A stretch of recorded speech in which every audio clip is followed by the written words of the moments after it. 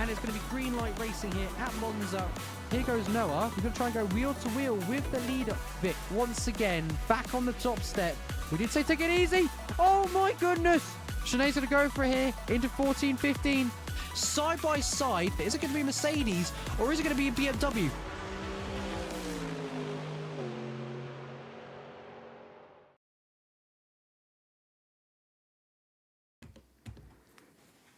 Hello and welcome back to Season 16 of the Phoenix SimSport TCR Championship. And today you join us here live for round 2 at Mugello.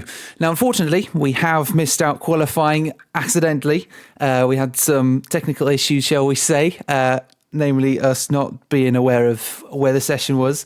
But hey-ho, we move forward. Qualifying has concluded. The race is going to start in just a few moments. 45 minutes of racing action. My name is Yanis Mer, and alongside me, as always, is Arthur. How are you doing tonight, sir? Well, I'm doing very good. I mean, we're racing at Mugello, one of the most beautiful Italian circuits located in the mountains near Florence in Tuscany. 42 meters of elevation change, which will definitely play a part in how these cars drive here. And the track's also about 5.2 kilometers long. So we're going to have some great racing action here, especially, in my opinion, hopefully around turn 6 to turns 9. Yeah, I mean, that's the most beautiful part of the circuit, isn't it? Through Casanova, Stavelli, then into the two Arrabbiata right-handers. Before we get into the later, slightly more technical section compared to the rest of the circuit, and then, of course, out onto that lovely main straight into San Donato, probably one of the best overtaking opportunities on track. But before, of course, we head out on track, we have to show you what the qualifying order is, because we did unfortunately miss qualifying. Milos Mashko starts on the front, Anthony Perkin in P2, and then Marcel Miku in P3 as the red lights come on in just a few moments. Christian Brzezowski P4, Vittorio Day P5. That is your top 5 for this race here. Round 2.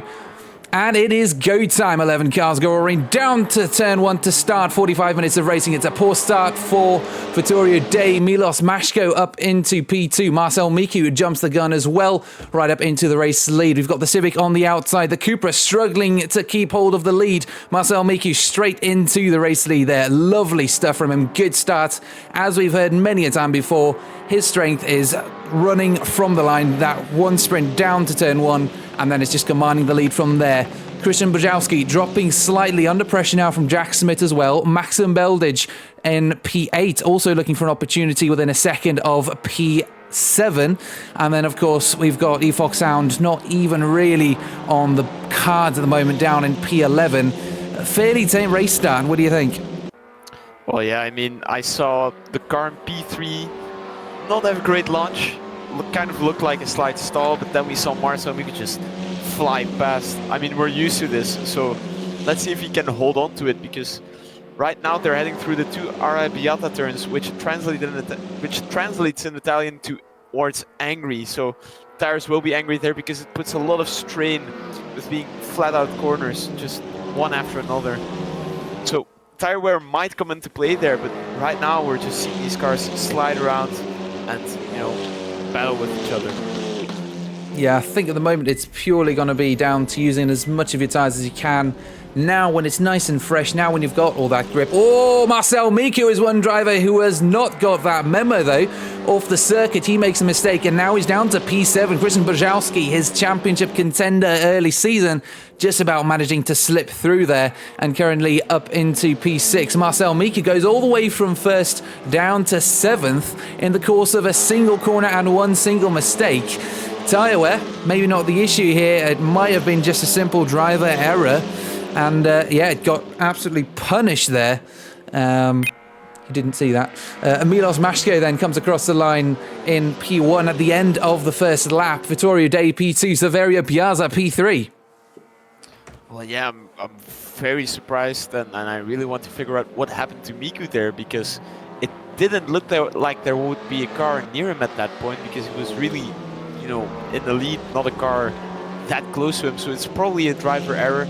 It is a tricky downhill braking zone though, so that might have caught him out a bit. So yeah, very unfortunate for the man who finished P3 last week round. Yeah, he's had good races and he's had bad races. I suspect today might be one of those bad races. But then again, a bad race still ends up being a podium for Marcel Miku, who made his way up past Christian Brzezowski in no time. He's already up into P5 as we now follow Anthony Perkin, half a second off of Saverio Piazza. Yeah, I don't know. I feel like for Marcel Miku, if he wants to win the race, he's that guy that needs to be out in front, clear air, and he's gone. But otherwise, it's more the drives around him that maybe cause some issues, that maybe cause some sort of collisions, that maybe just inhibit his pace. I don't know, but he's got the pace. It's just trying to work through the grid that obviously hinders his performance, I think. Well, I mean, we know he's a very fast driver. I think it's kind of positive that the incident happened so early on in the race, because if that would have happened later, it would have been much more detrimental, for the rest. Right now he still has decent gaps that he can make up, but we can see Milos Mashko making a bit of space up at the front. He's really gaining time. He also took pole this race, so I think for Marcel Miku to catch him will be a very, very big challenge. I mean, it's not impossible. It's definitely going to be within the limits of possibility and reality. We've seen Marcel Miku close down on massive gaps before. We've seen him really go for it, as we see Anthony Perkin really go for it with his signature late under braking move down the inside, late lunge, and there's contact. Audi off into the grass. He wanted to taste the local gravel and grass that they have over in Italy, and he's now dropped down to P7. Here comes Maxim Beldage. Is it another position lost for Anthony Perkin? Not quite. He does get up to speed. Ah, man, I thought we were going to see another one of Anthony Perkins' amazing late lunges up the inside for a move, as we saw at Silverstone a couple times in the first race, but no, it seems to have turned out very, very poorly for him this time. I must say, it did not look like his fault though. He had the inside line there. He stayed within his own line there. The other car kind of looked like it moved into him, so that caused him to go off, which, is very unfortunate. But yeah, stuff like this unfortunately happens. He'll have to make up a 3-second gap to Jack Smith now to hopefully gain a place back, and hopefully some more places on later. Yeah, right now we're seeing Javer, Christian Lazona trying to chase Ron Germe on track. The Cupra versus the Audi. Very exciting to see what will happen here. Yeah, 0.6 seconds here for P9. It's amazing, really, how he can have racing right up at the front of the grid and then racing right down at the bottom of the grid. And just a few seconds ago, of course, Anthony Perkin up in the middle. And Marcel Miku, he's really working on that gap. Half a second to Saverio Piazza now for P3 as Mashko comes across the line to set yet another best lap. Of course, qualifying pole means that he is technically the fastest driver on the grid. But of course, we've seen Marcel Miku also do his thing in the past. He's closing that gap to Saverio Piazza in the slipstream down that main straight now. 0.4 seconds. The two Civics will go head to head, I reckon, in a few corners or so. Definitely by the time we get to this corner in the next lap. How soon do you reckon we could see something happen here? Well, I think Marcel Miku is going to put the pressure on him and hopefully force out a mistake, but we can see him getting closer and closer each lap. I would not be surprised if he puts the pressure in Casanova, where we're heading to right now. Will he look down the inside? Yes, he will. Will he make the move stick? That's the next question. And it looks like he does. He takes a bit of grass and leads from Saverio Piazza. He's now up into P3. He will have to make up around 6 seconds to Milo Mashko to bring the fight there. But I think he'll definitely have the pace, have the fire within him to go and catch Vittorio Day in P2. Beautiful move up one of the most beautiful corners on the circuit through Casanova into Savelli. Turn 6 and 7. Fairy tale overtake as we see Xavier Cristiano Lazona also still on the rear end of Guilherme, half a second. And then, of course, we've got the massive gap between Milos Mashko and Vittorio Day growing ever larger, up to 3.5 seconds. There's Day in the foreground. Here comes this blue and then the red Civic of Miku, and then Piazza with Christian Brzezowski in the background. Of course, we can't forget Christian's performance last week, coming in at P3 and then P1 in race 1 and then race 2. He's also a factor that we need to keep in mind when it comes to this race. He's definitely going to be a key figure in this championship. And at the moment, he's looking to be within, well, just under a second of Saverio Piazza. Do you think he can maybe make some moves there as well? Stay on the rear end of Mr. Miku? I think it's too early to call right now. I think... Yeah, I don't know. Right now, I'm looking down at the back of the grid. Really, I saw Jack Smith being low early on. He must have made a mistake, but then Ron Guerre made a mistake, and he's now up into P10. Foxhound, sadly, very far back, but might come in later with lapping because we're only 10 minutes into the race right now. Yeah, that's right. We've got 36 minutes of racing left. I'm sure we'll end up seeing some form of lapping in the near future. But Foxhound doesn't actually seem to be too bad when it comes to pace. I mean, obviously the gap is continually growing, but at the same time, it's not as big as I thought it would be within the first 10 minutes. There's not an absolutely massive difference there. But yeah, you're right. He's going to be the first driver to encounter that. He's going to be the first blue flag driver when the leaders come past him at some point in the near future. What I'm really wondering is, will Milos' tires survive this race? Because he keeps setting fastest lap after fastest lap continually. And this track has some fast left-right chicanes, wide chicanes, so it does put quite a bit of stress on the tires. I'm really wondering if he's able to manage them while pushing out the space, or will they overheat at some point, lose grip, lose time, and then in turn give one of the other cars a bit of an advantage, because Miku is catching Vittorio Day right now, but Vittorio Day is not catching Milos at all. It's nearly a 6-second gap right now.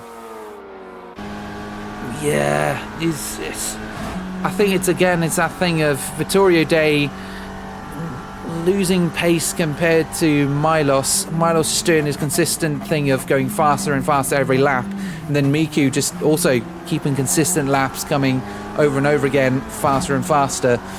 So I don't know, maybe Vittorio Day has got the strategy down. Just drive nice and easy, preserve the tyres as much as you can, and then late race, then you start pushing your advantage. He's currently in a decent position, 6 seconds. If Miku's able to make up that gap, surely Vittorio Day later on in the race could potentially make up that gap on fresher tyres. I think sometimes you have to be realistic as a race car driver, and if I were Vittorio Day right now, I would just stay in my position. If Marcel Miku gets close enough, tries to fight me, I would slightly fight, not too much, see what would happen. And if Miku passes me, I just try to settle into P3 for the rest of the race, because it is a good position. But we did see Miku drop back a bit. Now he's gaining again, but it keeps rubber banding a bit. Right now Miku does have the pace, and he is closing in by quite a bit. Yeah, 1.1 seconds. He has brought down that gap significantly, hasn't he? It was about 2.5 seconds when things happened. But of course, also, Milos Mashko, he's opened that gap up to 7.5 seconds now. So I think actually, Marcel Miku is also losing time because of this. He's now 8.5 seconds off of what was previously a 6-second gap. So yeah, he's lost 2.5 seconds somewhere. Again, it might just be down to tyre preservation. Marcel Miku maybe playing the slightly more conservative view on things. I don't know. We must take into account that Miku did have to make overtakes, which caused him to lose a bit of time. These are TCRs after all, they're not the fastest, so the more time you spend in the corner, the more time you lose, and I think that really impacted it right now. As you see, Grzebowski fighting with Piazza holding on to the position, holding on to the inside line. Now the outside line makes it stick, and he stays in P4. What a move.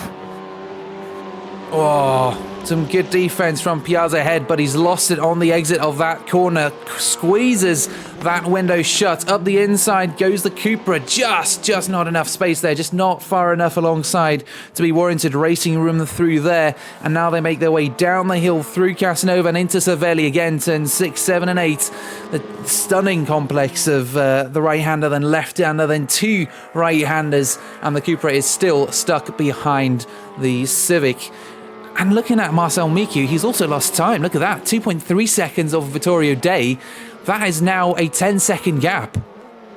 Yeah, exactly. I mean, I think Miku keeps making some slight mistakes which keep on costing him a bit of time. And yeah, I think that's ultimately his downfall for this round. It's not working for him clearly. Grzypowski, however, he's putting on the pressure. I really like the pressure he's putting.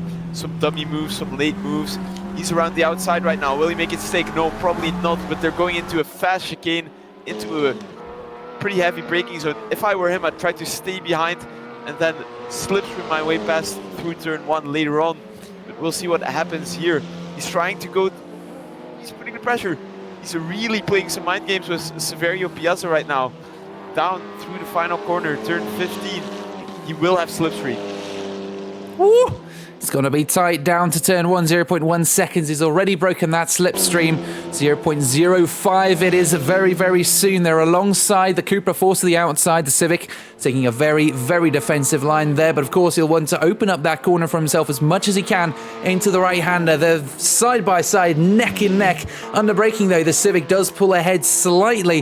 The Cupra maintains his momentum, tries to hold on to that position for maybe an inside line into turn 2. But there's nothing left there, and he still has to sit behind this Civic for yet another few corners. Matarassi, though, might be his next opportunity. That left-hander into the right-hander. Again, all those mind games that he was playing earlier, like you said, incredible to watch. It just makes it very, very unpredictable for the Civic. He doesn't know where he's going to go, so maybe some sort of miscommunication could be coming his way as well. Anything could happen in the next couple of corners, I reckon. I must say, I'm really enjoying their battle. Either it's mind games, either it's fierce wheel-to-wheel battles. They keep on going. No contacts as of yet, which also puts us very high in my books. I'm just amazed. I don't know what to say half the time, just because they're going so fast. But Marcel Miku right now overtakes Vittorio Day. I think he might have had an issue, might have gone wide, but yeah, that looked strange. Yeah, Marcel Miku up into P2. Vittorio Day drops down to the final step of the podium as we see Christian Grzybowski around the outside of a right-hander, trying to keep that position as the Civic allows him some racing space. Round the outside he goes, up the inside for the next corner. And Christian has done it up into P4. That move has been coming for 2.5 laps. He's finally managed to conclude that before they get to Bicin at turn 15. As we see Milos Mashko set yet again the fastest lap of the race. And Marcel Miku up into P2. This lap has been very, very eventful, hasn't it? And Saverio Piazza is looking to do a similar thing, looking to make it a very, very eventful race as well. He's actually gotten... No, sorry, he's still just ahead of Anthony Perkin. Perkin looking for a move now. The Audi drive around the outside of turn 1 as well. And there's contact, both into the wall! That's the big one. Oh, my goodness! My God, what happened there? Oh, my days. That was massive. I wanted to comment that, no, like, you don't want to be on the outside of such a long... wide radius corner, you want to be down the inside. I was going to say I'm surprised I haven't seen anybody just brake a bit earlier and then speed down to the inside. But yeah, I mean, now this happened, just two cars completely off into the gravel. Oh, Jack Smith uses his opportunity to slip past into turn P6, and he takes that position away from Anthony Perkin, who's still trying to recover from that contact. It looked to be maybe just a misjudgment of space from Saverio Piazza, because there was a definite speed difference between Anthony Perkin and that Civic. And then the Civic just suddenly came over the nose of the Audi. So I don't know, maybe the Civic was trying to squeeze him a little bit too much and he just didn't quite judge that gap properly. Yeah, I mean, it did look like there was some space to be allowed there. But I mean, then again, it happened so quickly. I think we'll definitely see a report about it, which we can then look back at later and see what happened there and then how it went down. Yeah, I mean, it being the lead car, Saverio Piazza's kind of responsibility is to ensure that he stays predictable. You know, even though you're being overtaken, you still need to kind of stay predictable in that, so as not to cause a collision. But on the other side of things, it's also down to the overtaking car to make sure that it's done safely. And obviously, that wasn't the case. But if you've got such a speed differential, you know, as the car ahead, you need to be able to recognize that and adjust accordingly. I mean, it's very strange. The thing is, we cannot immediately look at it right now and see what happens. So it will definitely be interesting to see what stewards, for example, have to say about this. But Marcel Miku does already has cut down 2 seconds to Milos Mashko.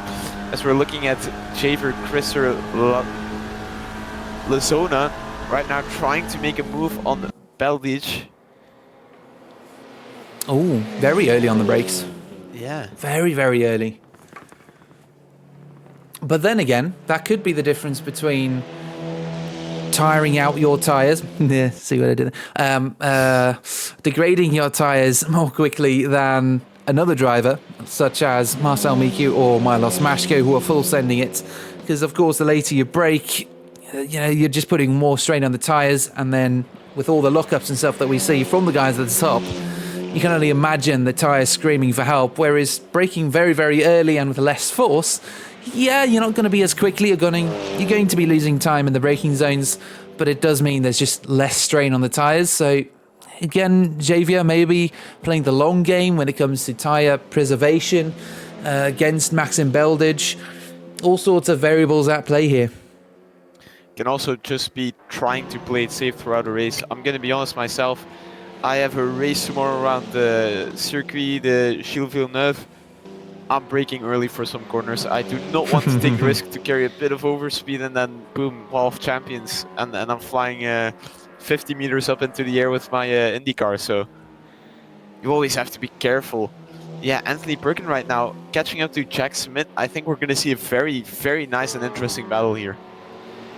Oh, we're going to see a signature late braking huge lunge from Anthony Perkin, the infamous Perkin lunge, shall we call it, up the inside of turn 1. He's a long way back, so I'm not sure we'll see something into San Donato, but it's never too late for Anthony Perkin, and there it is, diving to the apex. Whew, that got close, and I'm sure that Jack Smith was sweating in there. Are we seeing a move right now? Almost. Ooh, what a drift though. I must say, such a move is very risky, but it does make you catch up a lot to the car ahead, as we can see right now. I hope we see a move into Casanova. I mean, look at how much closer he's getting each corner. He's being held up a bit at the apex because of the overspeed. So we're not going to see a move here right now, but look at them go.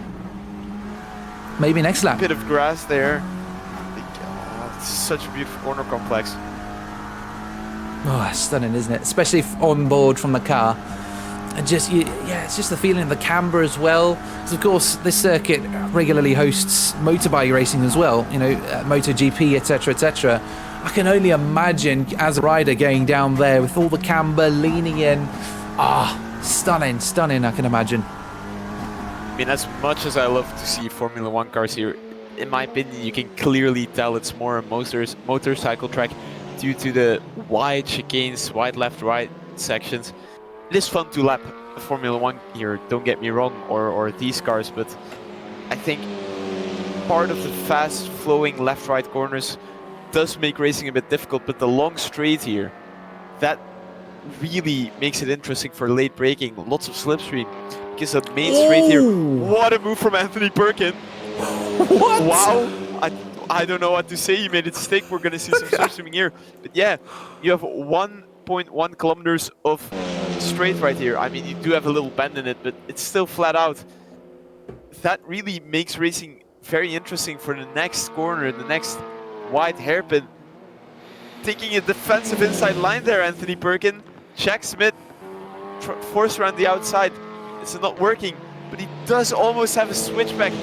Not close enough though, as Anthony Perkin still maintains position.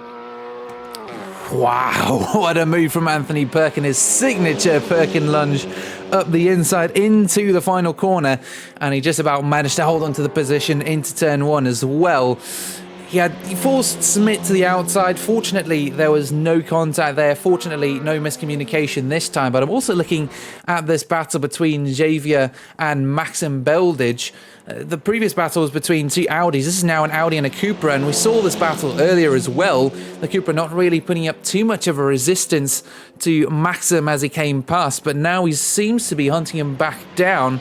And I'm also looking a little further up to Christian Grzybowski, currently up in P4, 0.7 seconds off of Vittorio Day for P3.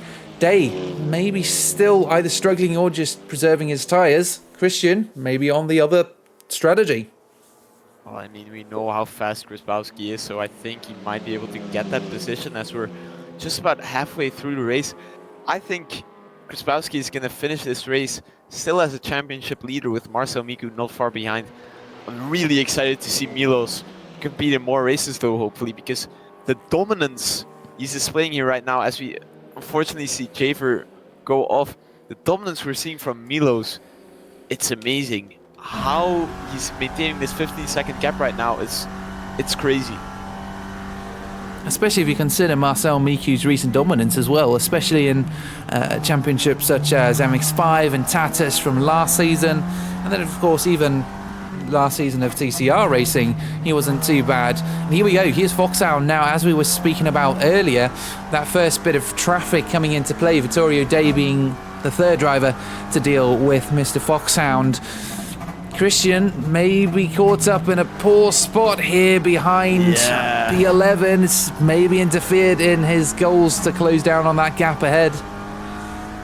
That will be looked at, I think. That looked a bit questionable. Also, when they tried to lap, didn't really look like Foxhound went off of the apex, but things unfortunately happen. It's all a learning process, but yeah, it did make it very difficult for Grzybowski right now.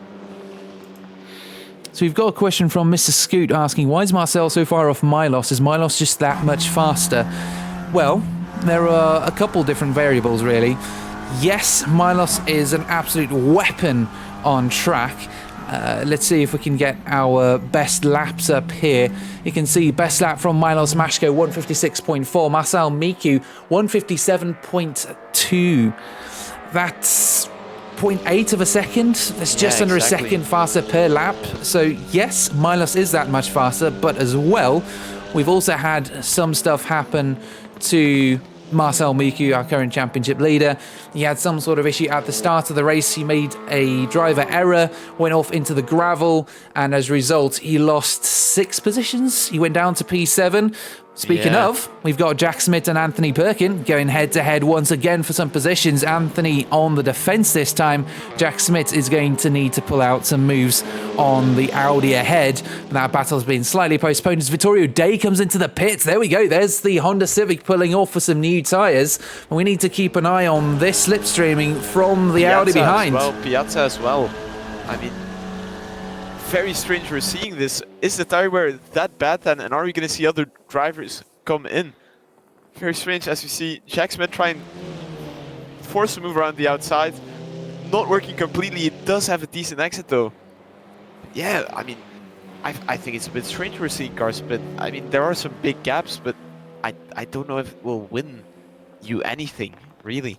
But that makes me think Vittorio Day has been pushing all this time. It's not been a tyre strategy. Jack Smith's strategy is to purely just apply some pressure on the Audi ahead. Maybe Anthony Perkin is struggling with his tyres. Maybe he's seeing some degradation. And Jack Smith, he's been playing it nice and easy, and he's been preserving those tyres for a little bit of action now to take away P4 from Anthony.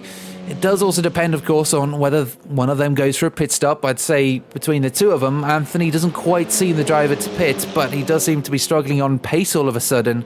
Jack Smith applying pressure and seeming like he's never been faster.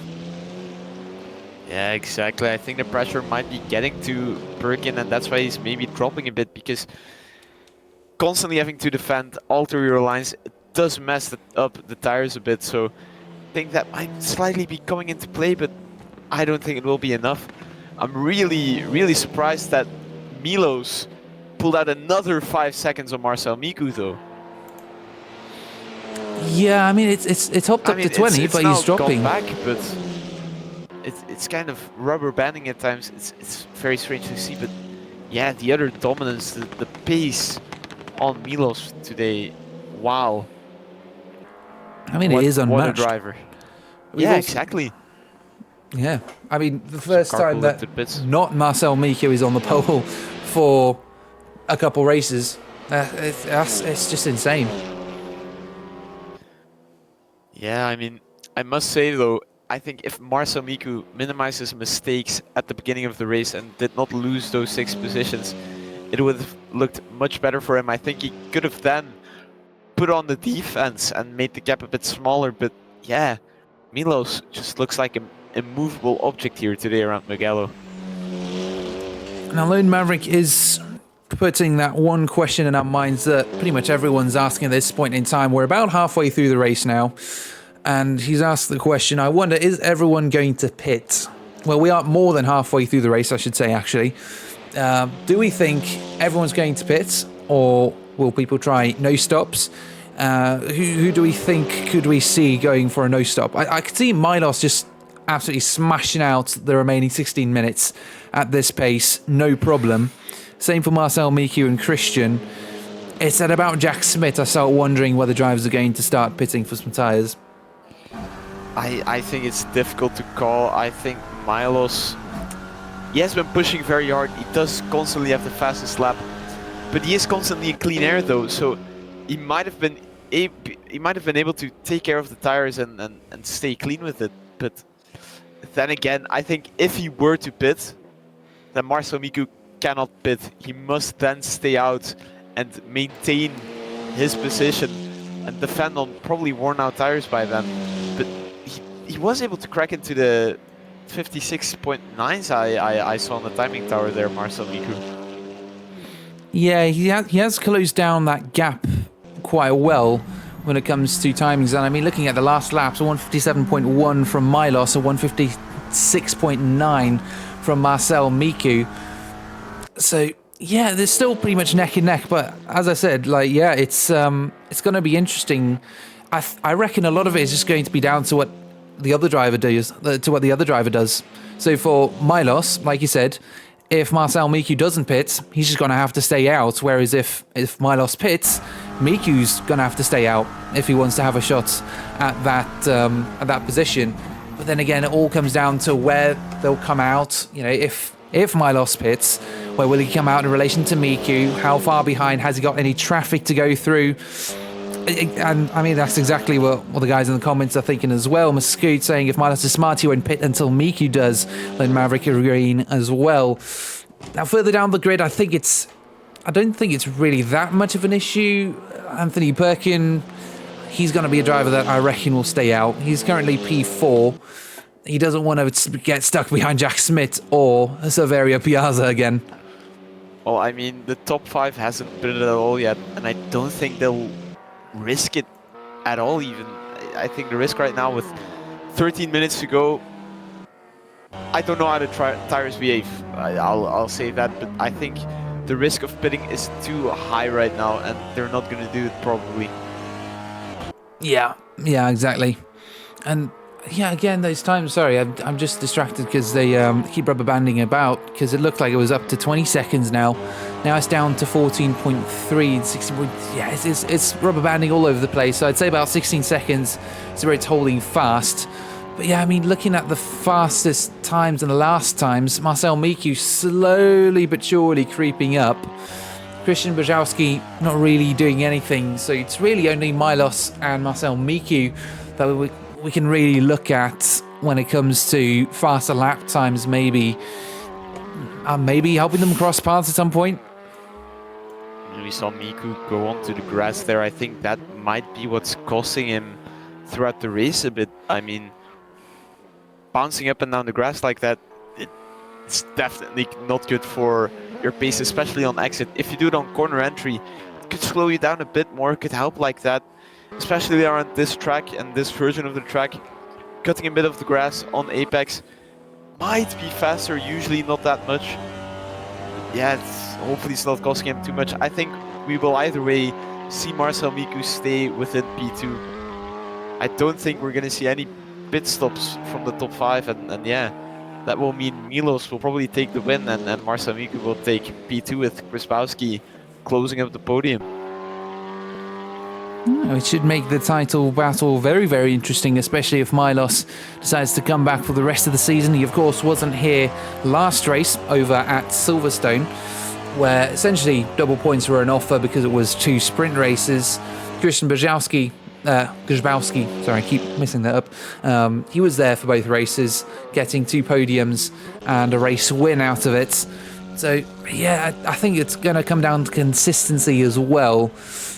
But, you know, all these guys at the top are known for their pace and consistency. That's what makes one of the best drivers on the grid, is if you're faster over a single lap and you're able to replicate that lap over and over and over and over again. Well, yeah, I mean, I couldn't look a lot at the Tatus race here yesterday, but it did look like Marcel Miku spun around at some point. He did eventually still win the race, if I'm correct, but I think pressure might be starting to hit him. I mean, not really pressure. I think a bit of inconsistency, unfortunately, might be coming into play, which is costing him a bit. We know he's a good driver. We know, especially last season, near the end, he was pushing constantly, gaining those positions at the end of the season. He will have to replicate that this season yet again, because right now his start, despite the good results, it's still not looking the best at times, as we saw Christian Grzybowski kind of slide around there. Might the tire wear really be hitting him right now? Yeah, I think it's about now everyone's going to struggle here. Everyone's struggling on the tyres. There's the Cupra of Foxhound. As we were saying, he's being lapped by everyone now. I think this is the second time he's being lapped. So he's about 2 laps down now from the leaders. Yeah, I mean, our leaders currently are Milos Mashko, Marcel Miku and Christian Grzybowski. P1, P2 and P3 all separated by fairly large margins. Marcel Miku, the biggest gap of 18.35 seconds, but not as large as the gap between Anthony Perkin and Christian, which is up to about 20 seconds. Jack Smith, P5, and then Vittorio Day and Saverio Piazza being your top 7. Javier, Maxim Beldage, Rowan and Foxhound all rounding out your grid for tonight, and they're actually all still on track. Can you believe it? No DNF tonight. That's amazing.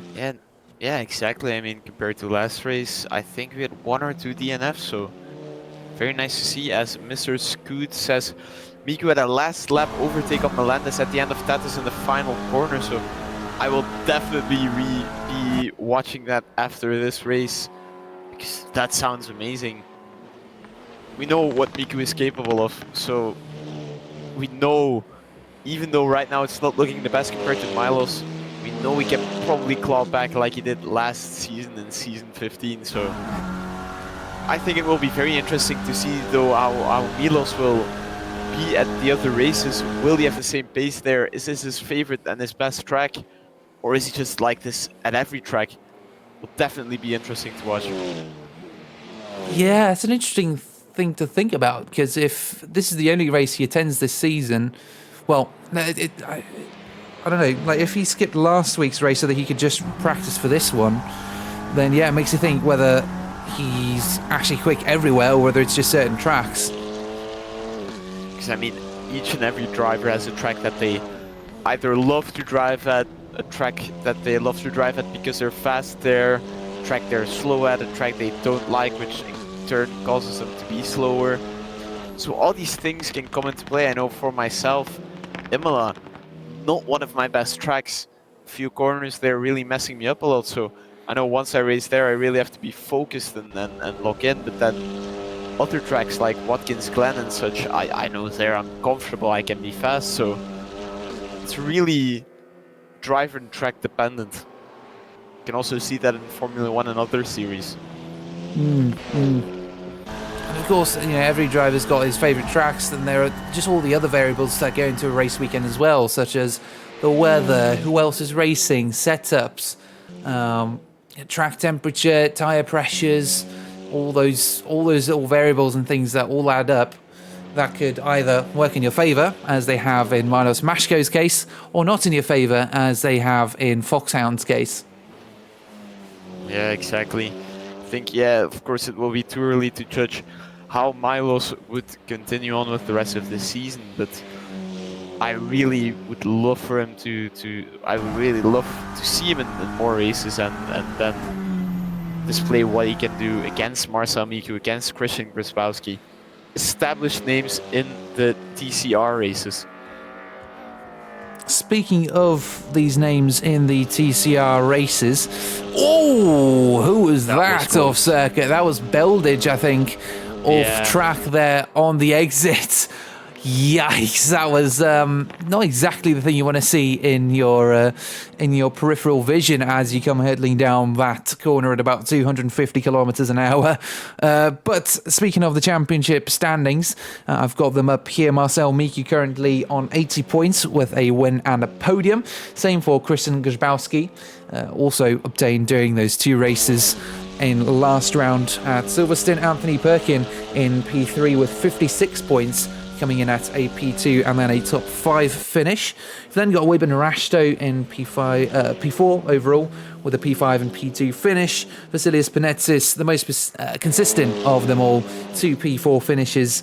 You've got Maxim Beldage, Rowan Danilia, and I think that was actually all the drivers that rocked up last week. We had 8 drivers participate, and we have got 24 signed up, including a certain Mr. Scoot, who's not here today. I wonder why that is.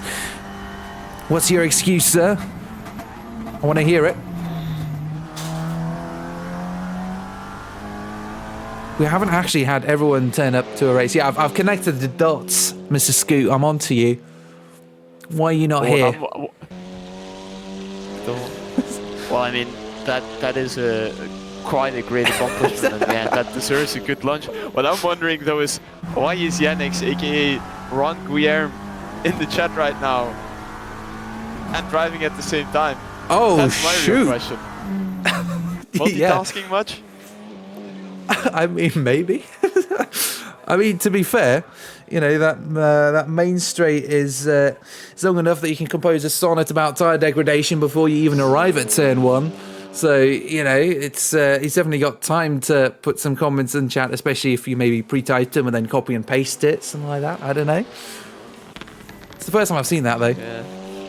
Well, I mean, I also had the message there ready from Twitch themselves, so... yeah. I mean, we are nearing the final 3 laps of the race, I think, with Milos Masko 20 seconds on Miku, which is crazy to think about. Still no pits from the top 5, but we can see Vittorio Day slightly creeping up on Jack Smith. Probably won't be enough to finish P5, but still an interesting thought. Yeah, the best lap from Vittorio Day is about 6/10 faster than that of Jack Smith in P5, a 57.4 versus a 58 dead. And of course, Vittorio Day on new tyres, but it seems to me as though he's been struggling tonight. You know, that first half of the race with fresh tyres and all, he was constantly losing ground to the Audi and then the Cupra of Marcel Miku and Christian Grabowski, respectively. And I think that's still the case here. He's still struggling. Yeah, I mean, I must say, this was a great race already so far. The moves we saw, especially around the outside, and the pace, and then, I mean, not so much the incidents, but we still had a few spectacular ones where we're all very great this race. Yeah, Anthony Perkin, as usual, very, very entertaining to watch. He was the driver of the day for me in Silverstone for the first race. Second race, unfortunately, not quite as consistent, not able to rack in those laps as consistently. But hey-ho, you know, it's not too bad still for P3 in the championship at the moment. And after today's performance, he's definitely solidified himself as one of my favourite drivers to watch. Just when it comes to the overtaking style, is very much like a Daniel Ricciardo, if you will, of TCR here at Phoenix Sim Sport. Just that late move under braking, massive lunge up the inside. And Mr. Scoot agrees, he had some great battles in Tartus as well. Yeah, I mean, the Tartus races are also just incredible. All the races here, really. I would say my driver of the day would be Milos Mashko for today, because the pace he has displayed, not a Grand Slam though, because of Marcel Miku, but still the pace, the speed, the tire management, the consistency he showed here today is just amazing. I think, will he cross the line fast enough for a penultimate lap? Yeah, I think maybe we'll see that either he will slow down and this is the final lap, or we will see him push on forward for yet another lap. So, what a race, wow. I mean, he's got 20 seconds to waste by the time he gets to that finish line. I'm sure he could lose a couple seconds just to run down that timer and ensure he comes across the line to make this the final lap. I mean, yeah, it's, he's in a position such that he could still full send and go an extra lap, but, it's damage limitation, really. Does he want to take the risk? Where he is at the moment, he's not in too bad a place. He's only got Xavier ahead of him, and he's 2 or 3 corners, so it might stand a chance of catching up on him the next lap. I don't know. Maybe he's going for a fastest lap attempt, do a Max Verstappen, stick it over the white lines, and he just sets a new personal best anyways. We're going to get to know this Milos Mashko a lot this season, though, I feel. Yeah. If I were him, I would probably just go to the finish line and just start weaving, and then before the finish line, brake a bit, act as if I'm celebrating with my pit wall and flash my headlights. Yeah, but then there's the other side of things as well. You don't want to take it too far to the point where you might actually stand a chance at losing your race win. But I highly doubt that's happening I get what to you driver mean, P1. We're seeing him right now in the final chicane before the final corner, while Miku is very far behind. It is 20 seconds after all. He can afford a bit of braking on the main straight. We'll see what he does. That's what will be exciting for now. 10 seconds to go. We're not sure whether he's going to cross the line before or after that timer has elapsed. It's going to be close. We're not sure whether it's going to be one more lap or whether it's going to be the final lap now. Final lap. There we go. Race is over. Milos Mashko wins round 2 of the Season 16 Championship for TCR here at Phoenix Sim Sport. What a dominant performance from the driver in the P1 Cupra. Exactly. What a race from him. As we see right now, Belgi crossing the finish line. Marcel Miku, P2. What a race. Grzyzbowski coming in the P3, so I think he might still be leading the championship. I'm not sure. Yeah, either way, all around. What a great race as Anthony Perkin. Final corner right now to pick up P4. I'm just amazed of this 45-minute round here today. This was awesome. This was absolutely incredible. Anthony Perkin comes across to claim P4. Jack Smith for P5. Vittorio Day will pick up P6. And then Severio Piazza will pick up P7. Beldage is going to come in at P8, I reckon. It's doing something weird with the leaderboard there. But yeah, as when you were saying about the standings, Marcel Miku did finish ahead of Christian Grzyzbowski on this occasion. So he's going to have a small points lead over him in P1. Milos is going to have some catching up to do if he wants to bring a challenge towards Marcel Miku for the championship title. Anthony Perkin also still on the rear end of Christian Grzyzbowski for P2. Yeah, he's still going to be there. He's still going to need to make up some ground in the next couple races. It's pretty much in the order: Marcel Miku, then Christian, and then Anthony Perkin. Milos, somewhere in there as well. Not sure exactly where. Well, I mean, might be that he already disconnected thus the tire. Wow. Should be doing that if somebody has a direct drive, but let's go I digress. P8. Let's go P8. Mission complete. Very nice.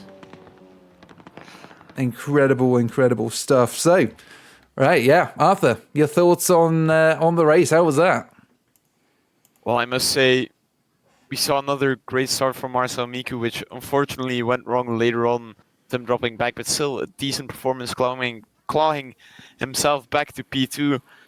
Then the poleman, Mashko, started P1, lost the position, and then gained it back in a dominant fashion, really setting the pace constantly, lap after lap.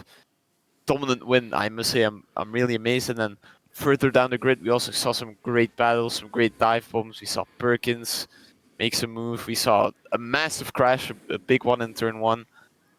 Yeah, all around, a very good race. I'm really excited now for the next one. Absolutely. And before we get there, though, we can have a chat with 3 of our drivers from tonight. We've got Lazona, Mashko and Miku in the commentary box today. Well, I should say tonight for me. It's about 10 o'clock at night.